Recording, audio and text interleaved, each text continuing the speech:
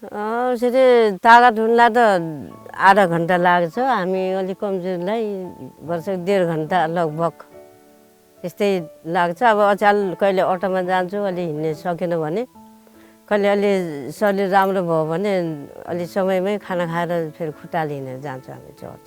बाटोमा मलाई कस्तो भयो भने नि हातखुट्टा दुखे, मलाई एकदम गाह्रो भयो हिँड्नलाई। पछि म त्यही मसुरा बजारबाट फर्केर आएँ म। ठिक छ, प्रभुलाई धन्यवाद छ। पछि फेरि म त्यस्तो समस्या त भयो मलाई, तर अब म कहिल्यै फर्किने छैन। अब म चर्चमै जान्छु भनेर पछि म चर्चमा गएँ। हातखुट्टा दुख्यो भने यस्तो पानी आएर त्यस्तो समस्यामा त हामी फर्केनौँ। मेरो यो हातखुट्टा दुख्ने बेलामा समस्या भएर चर्च जाने बेला म रुँदै गएँ।